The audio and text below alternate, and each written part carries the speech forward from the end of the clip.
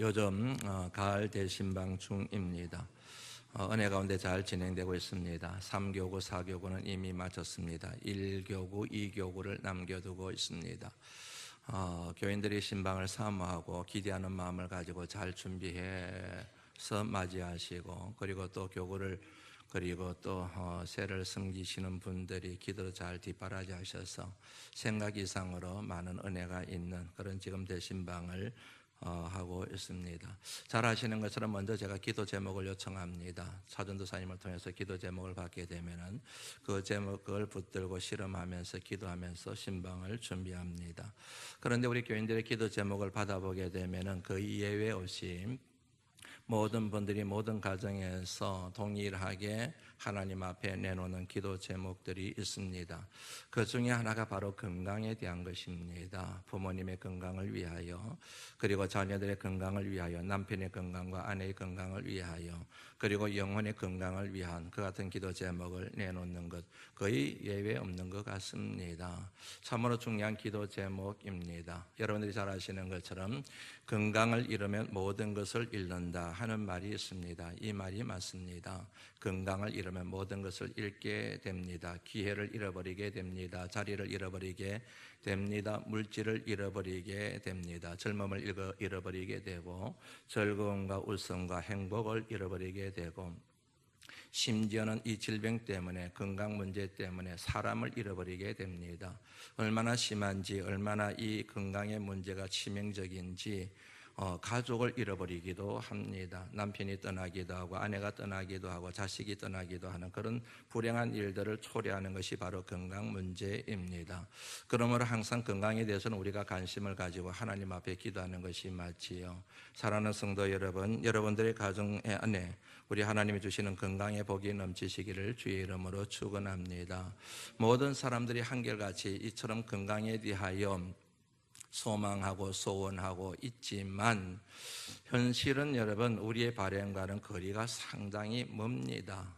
아픈 사람이 있습니다. 있는 정도가 아니라 아픈 사람이 굉장히 많이 있습니다.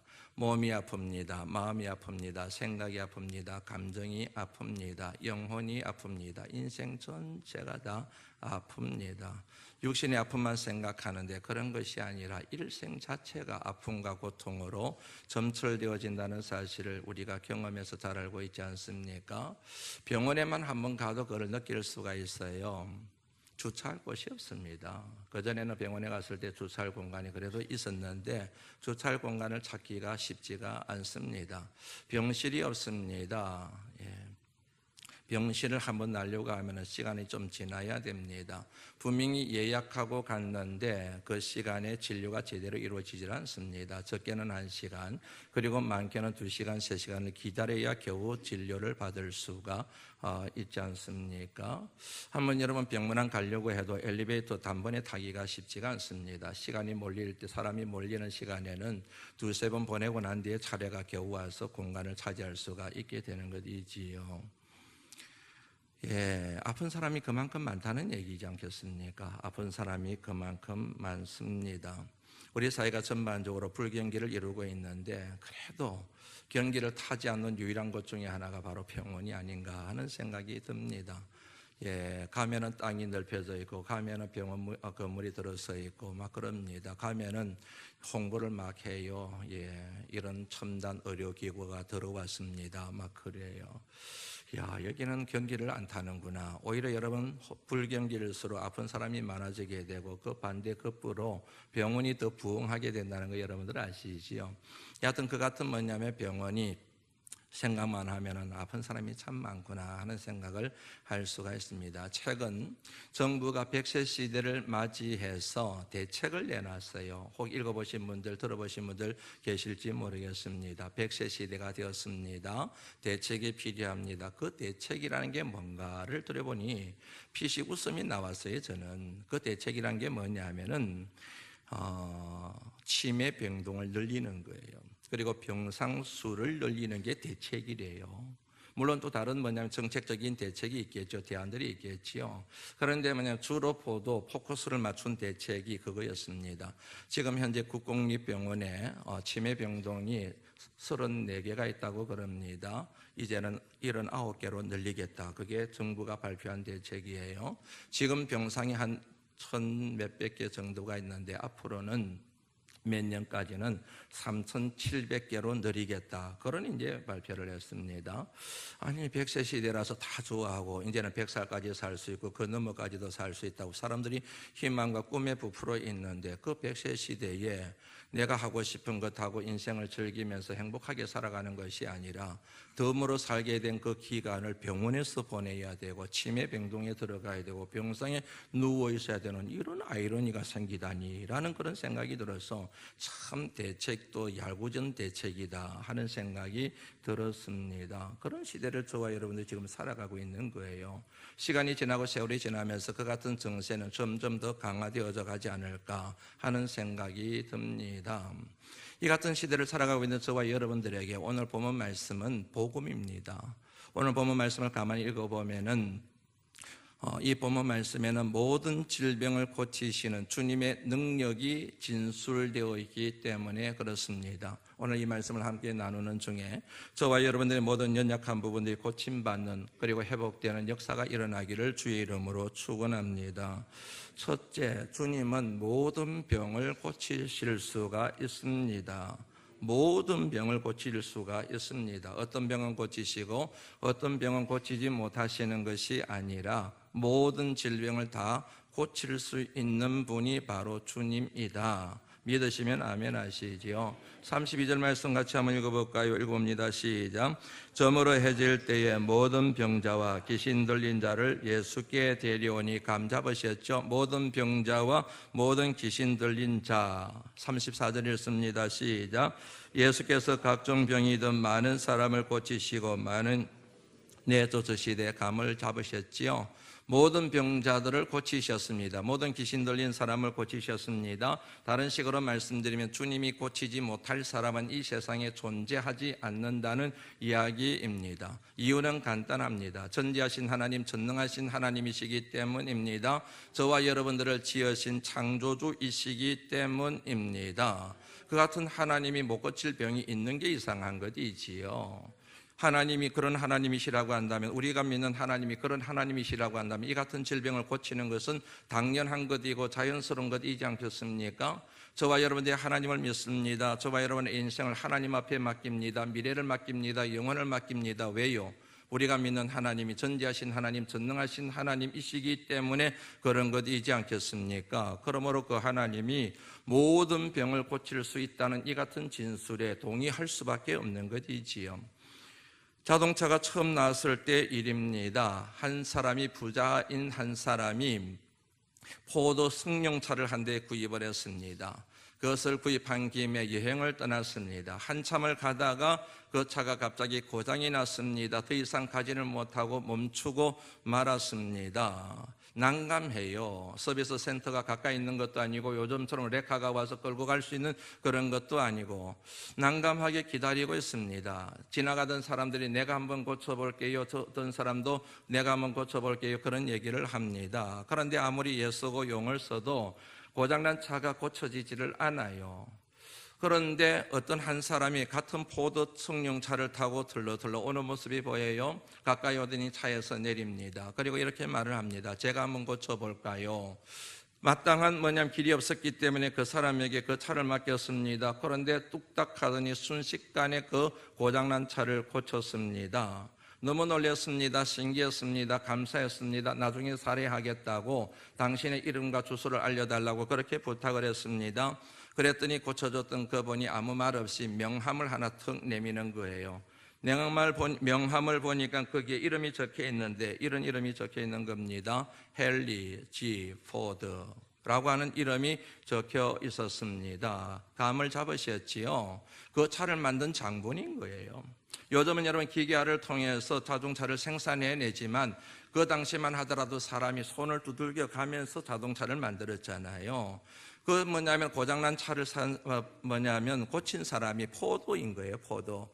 그 사람의 이름을 걸고 포도 승용차가 놓은 거 있지 않습니까? 자기가 만든 차니까 어디가 고장이 났는지 어떻게 고치면 되는지 속속들이 알고 있잖아요. 그러니까 뚝딱하고 고칠 수가 있었던 것이지요. 자기가 만든 차인데 자기가 못 고칠 리가 없지 않습니까?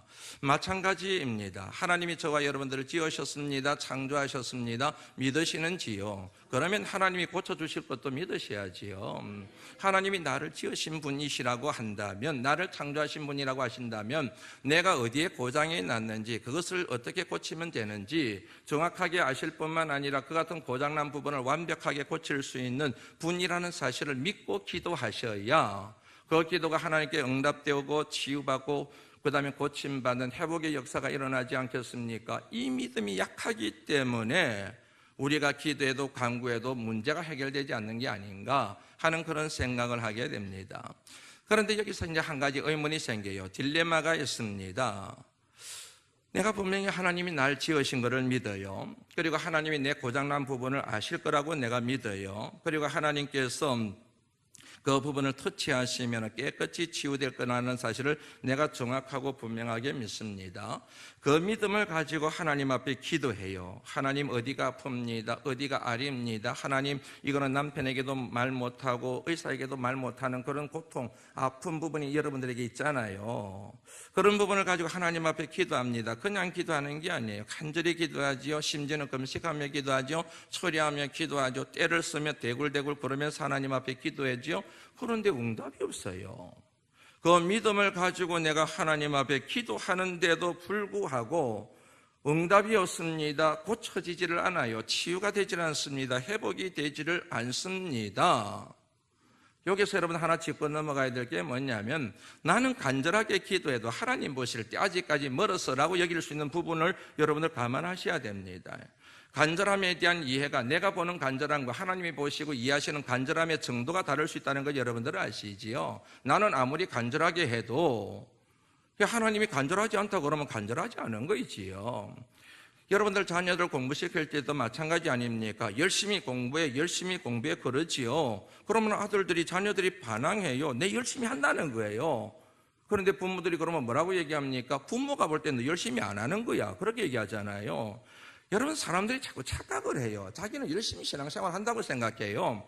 자기는 믿음은 간절하다고 생각해요. 그런데 그건 내 눈으로 보는 거예요. 내 관점으로 생각하는 거예요. 내가 판단하는 거예요. 하나님의 눈으로, 하나님의 관점으로 하나님이 판단하실 때 그게 진정 간절한 기도인지 열심히 신앙생활인지 그거는 모르는 거잖아요. 그런데 나는 간절하게 기도하는데 하나님이 없다 그래, 응답 안 한다 그래가지고 불평하고 원망하고 하나님 없는가 보다 믿음이 흔들리는 이런 신앙생활 하면 안 되는 거죠.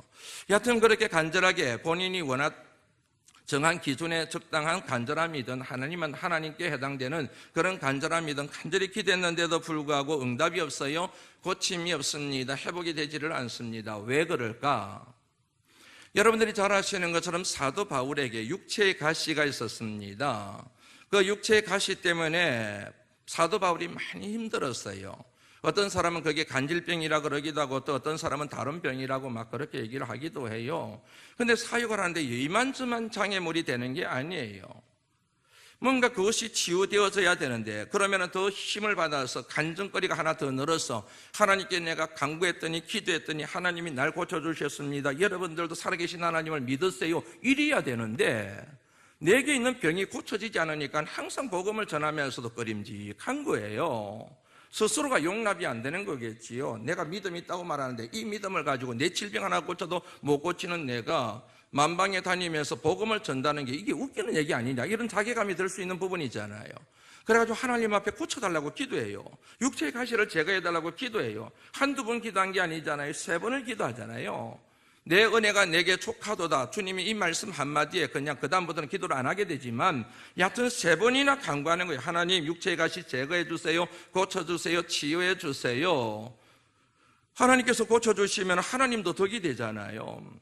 아마 사도 바울이 그랬을 가능성이 높죠. 하나님 고쳐주시면 하나님한테도 덕이 될걸요. 내가 훨씬 더 힘있게 복음을 전할 수 있걸랑요. 그러니까 하나님 고쳐주세요. 제게 하나 간증도 생기면 뭐 제가 좋습니까? 하나님이 더 좋으시지. 막 그런 식으로 논리를 잡아가면서 막 했을 거 아니에요. 그런데 하나님이 안 고쳐주세요.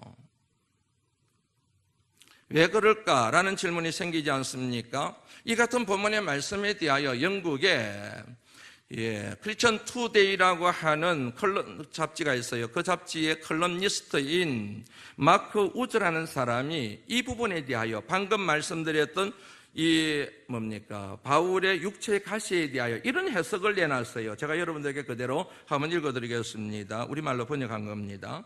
하나님께서 당신의 문제를 해결해 줄 것이라고 매번 기대할 수 없습니다. 저도 하나님께 저의 문제를 해결해 주실 것을 간구했지만 하나님은 제 기도에 응답하지 않으셨습니다. 이처럼 문제는 우리가 얼마나 편하게 살아가는 데 있지 않습니다. 중요한 것은 우리의 삶을 통해 하나님을 영화롭게 하는 것입니다. 그리고 그렇게 살아가는 가운데 결국 유혹, 고통, 핍박, 그리고 모든 연약함 가운데서 하나님을 더욱 찾을 수 있도록 간구해야 하는 것입니다. 이렇게 설명을 했어요. 하나님께서 사도 바울의 육체의 가시를 제거하지 않는 것에 대하여 마크 우즈가 이런 해석을 내놨다는 얘기이지요. 이게 도대체 뭘 의미하는가? 일단 멀리부터 시작을 하면은요, 주님이 그의 육체의 가시를 못 고치신 것이 아니라 안 고치셨다는 거예요. 제 생각은. 이분의 글을 계속 읽으면서 든 게 주님이 못 고치신 게 아니라 안 고치셨다는 거예요. 안 고치셨다. 못 고치는 것과 안 고치는 것은 다른 거 아시지요? 못 고치는요. 왜 못 고치느냐면 능력이 없기 때문에. 능력이 없을 때는 고칠 수가 없습니다. 그런데 안 고치는 것은 다른 거예요. 능력이 있어요. 얼마든지 고칠 수가 있습니다. 무슨 문제든지 고칠 수가 있습니다. 그런데 안 고치는 거예요, 일부러. 능력이 있지만 고칠 수 있지만 안 고친다니까요. 사도 바울의 육체의 가시를 하나님이 고칠 수가 있다는 거예요. 그런데 하나님이 안 고치시는 거예요. 못 고치시는 게 아니라 안 고치신다는 얘기죠. 왜요? 하나님의 뜻이 있기 때문에. 그 하나님의 뜻이 결국에는 바울을 향한 하나님의 뜻이고 그를 통하여 하나님이 그의 인생을 사용하시고자 하는 하나님의 뜻이 있기 때문에 그렇다는 얘기거든요. 그거를 뭐냐면 사도 바울이 나중에는 깨닫게 됩니다. 이렇게 목회를 하면서 교인들의 삶을 가만히 봐요. 기도해요. 그게 영혼의 건강이든 육신의 건강이든 자녀로 인한 육체의 가시이든 물질의 가치이든 간에 이렇게 가만히 들여다봅니다. 들여다보면 여러분 분명히 문제가 있어요. 여러 가지 문제 요인 중에 하나가 뭐냐면은 바로 이 부분과 관련된 것입니다. 한마디로 말씀드리면 하나님의 뜻을 이루어야 되는데 하나님이 그 사람의 인생을 사용해야 되는데 아직까지 그 사람에게 정리되고 청산되어야 될 것이 있는데 그게 안 되는 거예요. 썬뿌리가 있는 거예요. 썬뿌리. 굉장히 예수를 잘 믿는 것 같아요. 착한 것 같아요. 신앙생활 잘하는 것 같아요. 그런데 본인들이 알고 있는 썬뿌리가 있어요. 여러분 바울에게 썬뿌리가 있는 것 아시지요? 그가 다메섹 도상에서 예수 그리스도를 인격적으로 만났지만 성정이 살아있었어요. 얼마나 그가 성격이 과격했는지 마가를 데리고 가는 문제를 가지고 바나바하고 대판 싸우고 헤어진 사람이 바로 바울이에요. 성질이 남아있는 거예요. 인간적인 성정이 죽지를 않은 거예요, 이게. 교인들을 봐도 그렇고요. 저들을 봐도 그렇습니다. 자녀들이 육체의 가시가 될 때가 있습니다. 물질이 육체의 가시가 될 때가 있습니다. 예전에 어떤 분이 제 아내한테 그런 얘기를 했다고 그래요. 우리 교인이 아니고 전에 그런 데서. 그게 뭐냐면은 목사님과 사모님에게 혹시 육체의 가시에 썬뿌리가 있는지 그걸 한번 보셔야 됩니다. 그런 얘기를 했다고 그래요. 저는 그 말을 마음에 받았어요. 그게 맞다고 생각하기 때문에. 목사이기 때문에 육체의 가시가 없는 게 아니지요. 목사이기 때문에 또 썬뿌리가 없는 게 아니죠. 목사이기 때문에 경관전이 없는 게 아니지요. 목사이기 때문에 오히려 그게 더 많을 수가 있잖아요. 그런 것들을 꺾으시기 위하여 그것을 솎아내시기 위하여 그거를 허물어 떨으시기 위하여 하나님께서 자식을 육체의 가시로 사용하실 수가 있다는 생각이 제 믿음이거든요. 그래서 여러분들 가정에 육체의 질고이든 아니면 영적인 고통이든 아픔이든 그 다음에 아니면 자식의 문제이든 사업의 문제이든 물질의 문제이든지 간에 한 번 정도는 거기에 여러분 매달릴 필요는 없지만 한 번 정도는 그 부분에 대하여 하나님과 깊게 씨름할 필요가 있습니다. 내 속에 무슨 경관치는 없는가? 내 속에 썬뿌리는 없는가? 이것을 깨뜨리기 위하여, 이것을 파기하기 위하여, 이것을 솎아내기 위하여 하나님께서 이처럼 내가 간구하는데도 불구하고, 부르짖는데도 불구하고 이 상처를 치유해주고 이 질병을 고쳐달라고 그렇게 요구하는데도 불구하고, 물질의 문제를 해결해 달라는데도 불구하고 이게 여전히 남아있는 것은 아닌가, 한 번쯤은 생각할 필요가 있다니까요.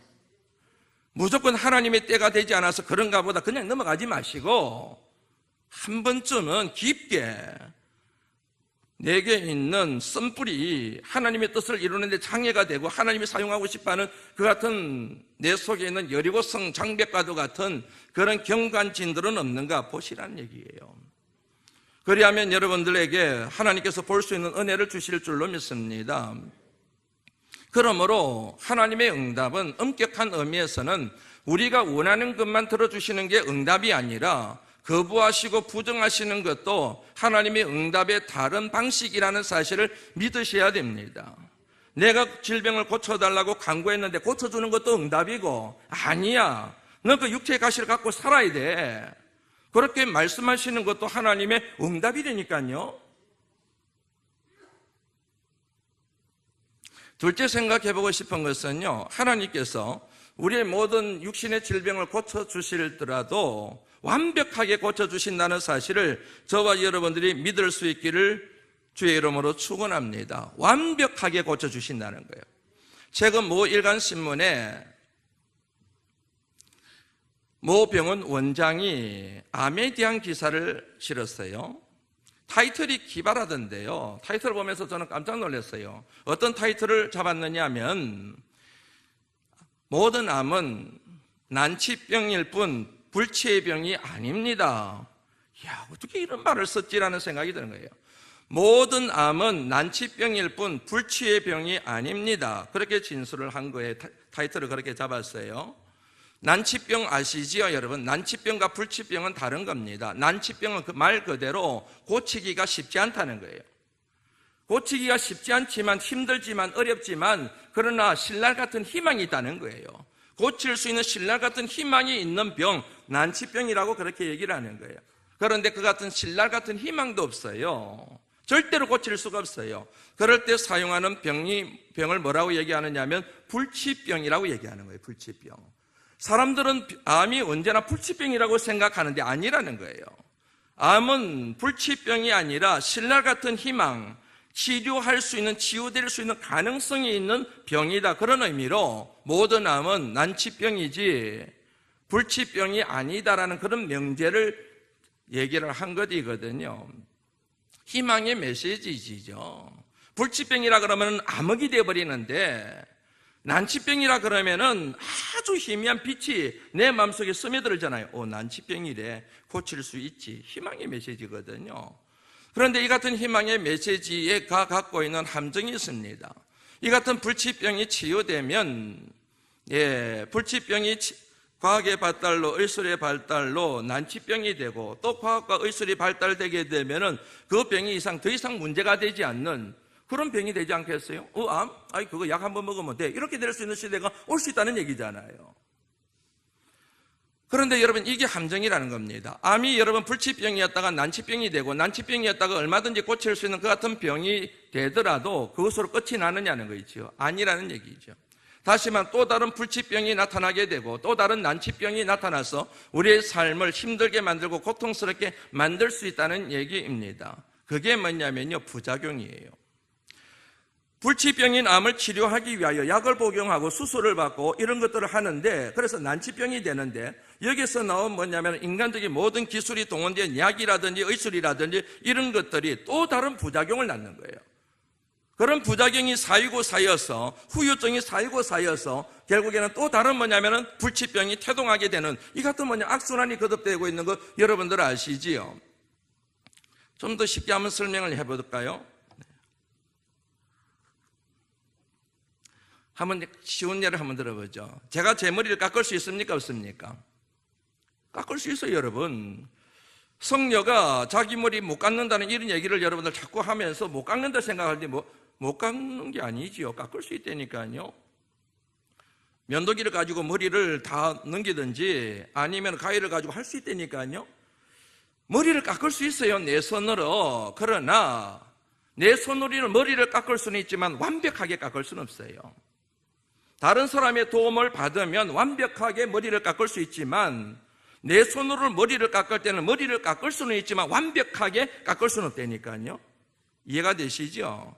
그러므로 내 손으로 머리를 깎지 못하는 것과 내 손으로 머리를 깎을 수 있는데 그러나 완벽하게 깎을 수 없다는 것은 다른 개념이거든요. 머리 깎을 수 있어요, 여러분. 완벽하지 못해서, 깨끗하지 못해서 문제인 거지. 마찬가지입니다. 인간이 인간을 치유할 수 있습니까, 없습니까? 인간이 인간을 치유할 수가 있어요. 얼마든지 치유할 수가 있어요. 고칠 수가 있어요. 그런데 완벽하게 고칠 수가 없는 거예요. 왜냐하면 인간을 고치는 인간이 완벽하지 못한 존재이기 때문에.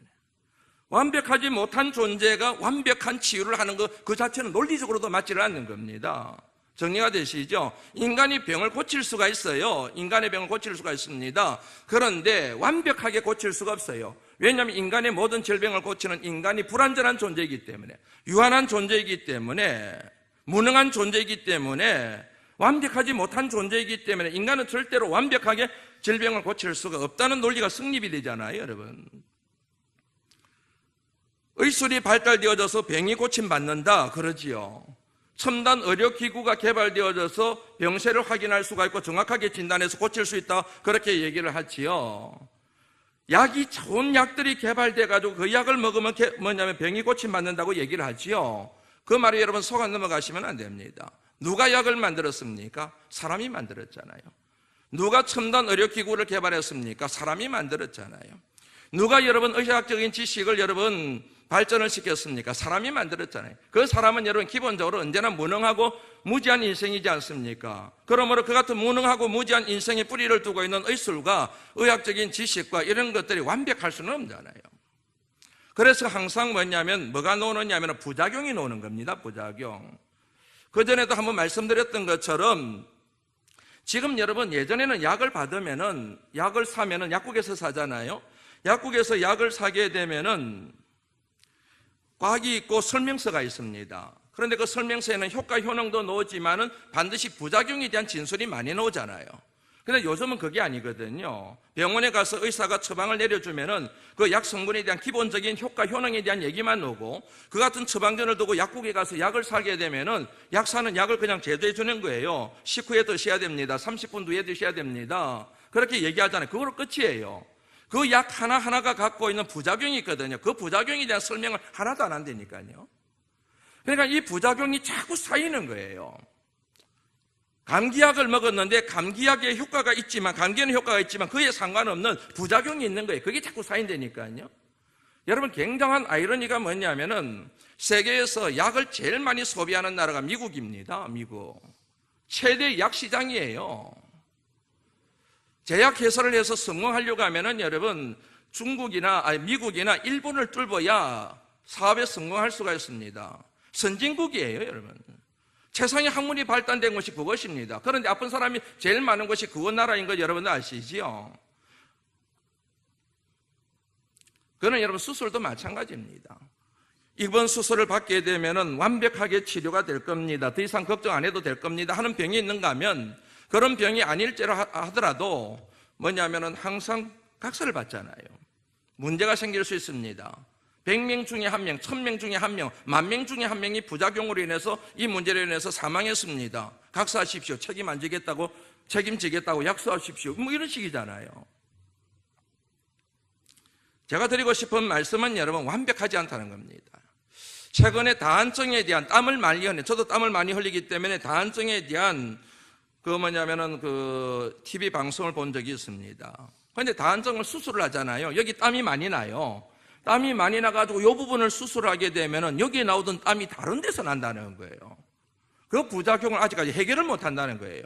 겨드랑이에서 땀이 많이 나가지고 이 부분을 수술을 하게 되면 다른 곳에 또 땀샘이 생겨가 또 막 땀이 나온다는 거예요. 그걸 풍선 효과라고 그러지요. 여기를 눌러버리면 다른 데 바람이 나오는 거예요.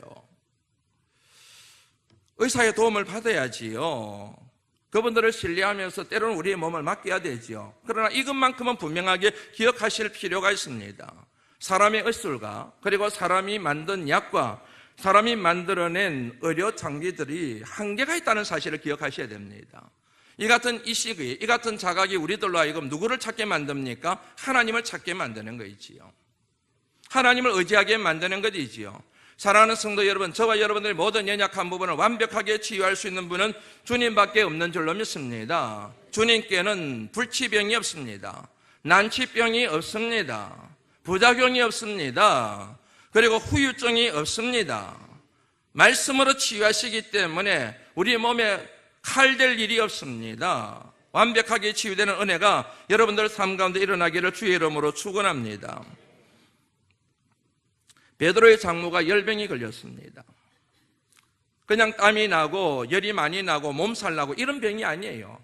이 뭐냐면 우리말에 번역되어진 열병이 갖고 있는 의미는 굉장히 중요한 병을 얘기하는 거예요.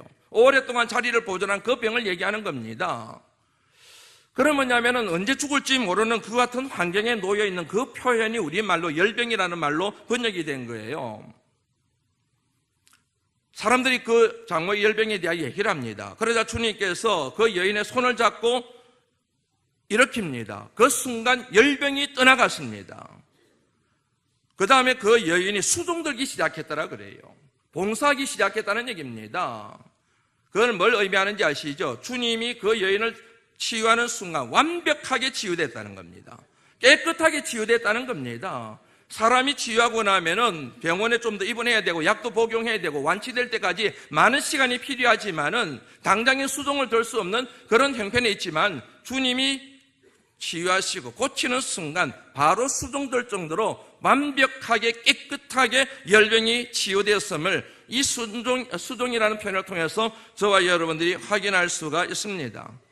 이 믿음을 가지고 기도하실 수 있는 하나님의 사람들이 되실 수 있기를 다시 한번 주의 이름으로 축원합니다.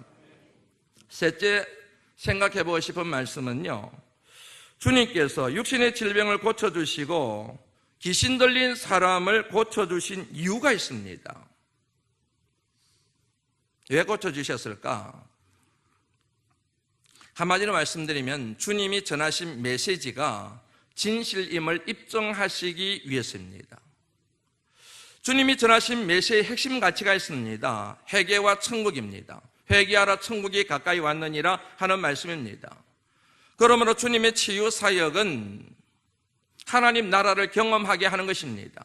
그리고 오직 주의 이름을 통해서만, 예수 그리스도의 이름을 통해서만 하나님 나라에 들어갈 수 있음을 깨닫게 하시기 위해서입니다. 말씀합니다. 기적이 나타납니다. 능력이 나타납니다. 그 같은 치유를 경험한 사람들이 예수 그리스도에 대하여 메시아임을, 그리스도임을, 하나님의 아들임을 자각하게 됩니다. 그리고 주님의 이름을 의지하여 하나님 나라를 소망하게 됩니다. 한번 여러분들에게 여쭤볼까요? 주님이 고쳐주신 그 사람들이 나중에는 어떻게 되었습니까? 다 죽었어요, 여러분. 자꾸만 주님이 고쳐주시고 귀신을 쫓아내신 거기에만 우리가 초점을 기울이는데, 그렇게 여러분 고침받은 사람들이 나중에 다 죽었다니까요. 죽은 나사로를 살리셨어요. 그런데 그 나사로도 죽었다니까요.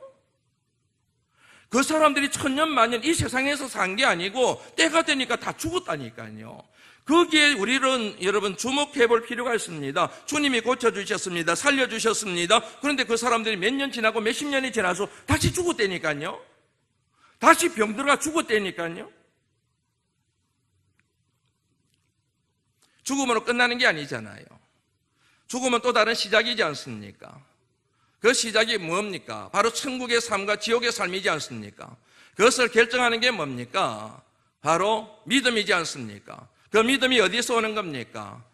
다시 한번 말씀드립니다. 믿음은 들음에서 오며 들음은 그리스도의 말씀으로 말미암아느니라 그러지 않습니까? 그 주님의 말씀의 핵심 가치가 뭐라 그랬습니까? 하나님 나라이지 않습니까? 그러므로 주님의 치유 사역, 질병을 고치시고 귀신을 쫓아내는 이 사역의 핵심은 육신이 건강을 얻어서 오래 사는 게 아니라 이 같은 경험을 통하여 주 예수 그리스도에 대한 이름을 힘입어서 그 믿음을 가지고 영원한 하나님 나라를 상상하며 그 하나님 나라를 꿈꾸며 그 하나님 나라를 살아가는, 여기에 뭐냐면 소망을 두는 것이 궁극적인 목적이 있음을 저와 여러분들이 정리할 수가 있습니다.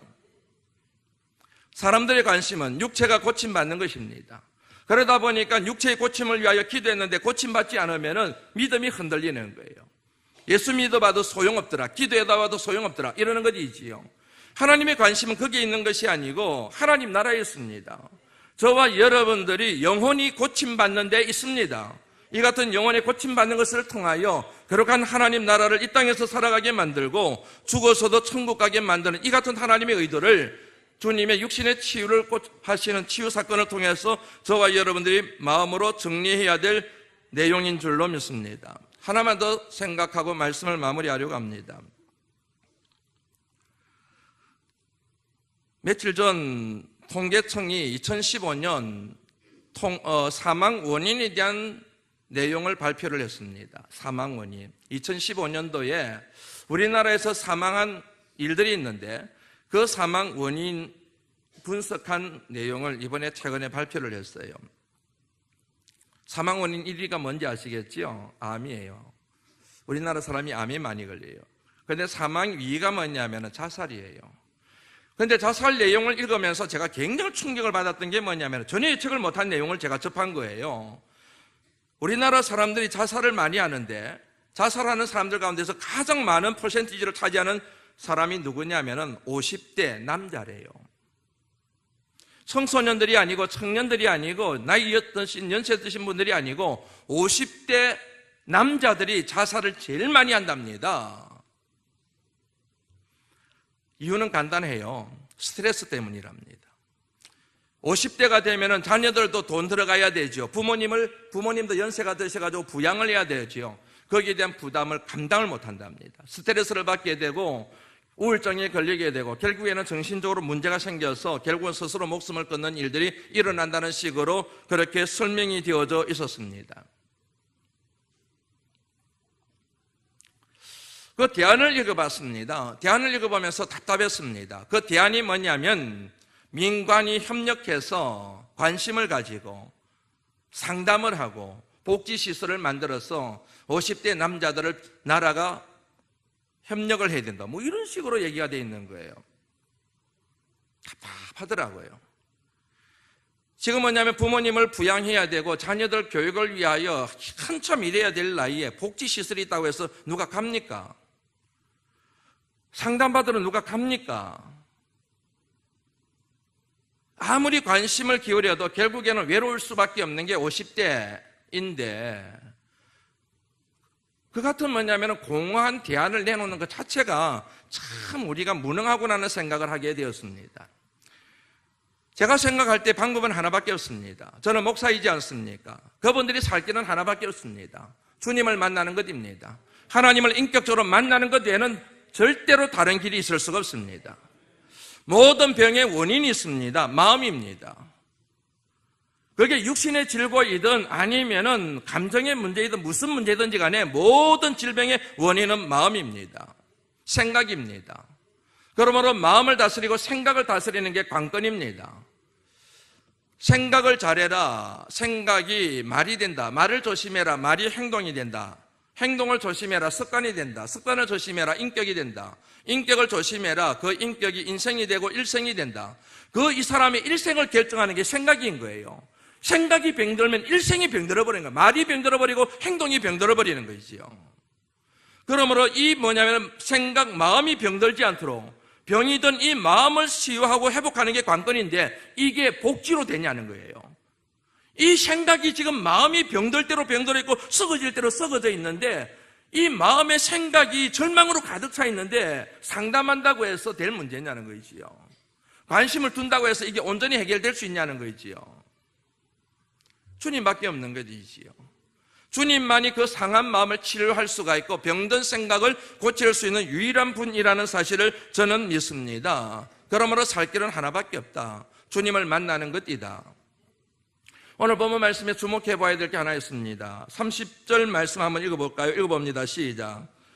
시몬의 장모가 열병으로 누웠는지라 사람들이 곧 그 여자에 대하여 예수께 여짜온데 사람들이 등장해요. 예수님이 뜬금없이 그 사람을 장모의 베드로의 장모를 일으킨 게 아니라 사람들이 얘기를 해요. 여쭙다고 그래요. 부탁을 드린 거예요. 예수님, 지금 베드로의 장모가 열병으로 누워 있습니다. 몇 년째 누워 있습니다. 언제 죽을지 모릅니다. 주님 좀 고쳐주세요. 이렇게 얘기를 한 거예요. 32절 말씀 읽습니다. 시작. 모든 병자와 귀신 들린 자들을 예수께 데려오니 사람들이란 표현이 빠져 있어요. 사람들이 데려온 거예요. 병든 사람이, 귀신 들린 사람이 스스로 주님께 찾아온 게 아니라 병이 들었기 때문에, 귀신이 들렸기 때문에 주님을 찾아올 수가 없어요. 그런데 사람들이 데리고 온 거예요. 사람들이 모시고 온 거예요. 사람들이 얻고 온 거예요. 사람들이 손을 잡고 예수님께로 이끌고 온 겁니다. 그런 그들을 주님이 고치셨다는 얘기지요. 저는 우리 바람반석 교회가 이 같은 사람들이 되기를 간절히 소망합니다.